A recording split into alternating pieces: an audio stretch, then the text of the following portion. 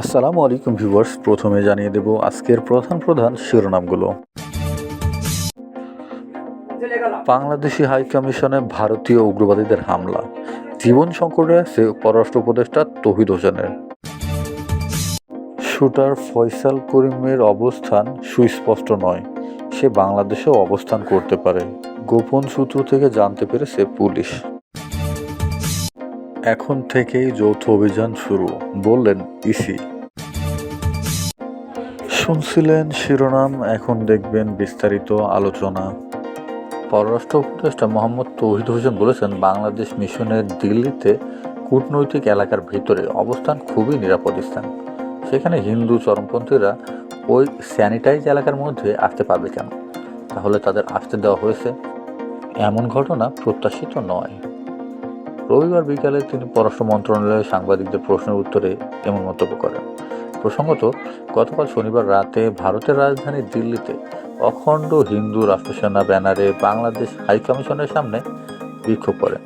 ওই দিন রাতে তার প্রায় 20 মিনিট পর্যন্ত ব্যানার নিয়ে বাংলাদেশ হাউসের সামনে অবস্থান করে এবং বাংলাদেশের বিরুদ্ধে স্লোগান দেয়। এ সময় 20 থেকে 25 জনের ওই বিক্ষোভকারীরা বাংলাদেশ বিরোধী স্লোগানের পাশাপাশি ভারতে নিযুক্ত বাংলাদেশ হাইকমিশন রিয়াজ আহমদুল্লাহকে হুমকিও দেয়।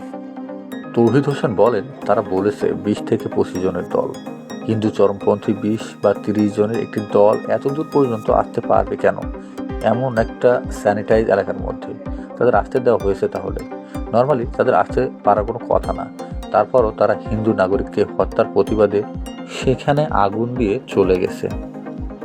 আরও অনেক কিছু বলেছে যেটা আমি জানি।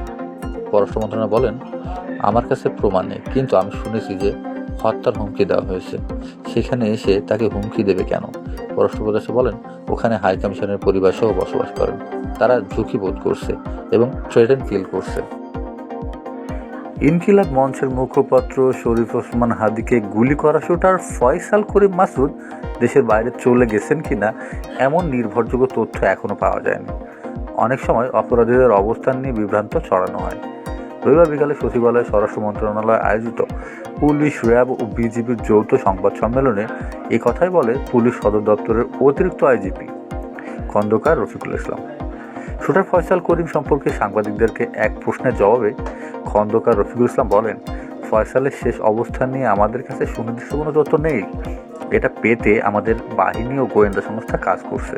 তবে সে যে দেশের বাইরে চলে গেছে এমন নির্ভরযোগ্য তথ্য আমরা পাইনি।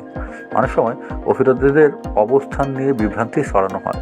হত্যাকাণ্ডে কোনো রাজনৈতিক দলের সম্পৃক্ততা পেয়েছেন কি না এমন প্রশ্নের জবাবে তিনি বলেন, আমরা এখনও স্পেসিফিকলি কোনো রাজনৈতিক দলের সম্পৃক্ততা পাইনি, তবে আমরা সঠিক তথ্য পেতেই চেষ্টা করে যাচ্ছি, আর এই তথ্য হাতে আসা মাত্রই আপনাদেরকে জানানো হবে।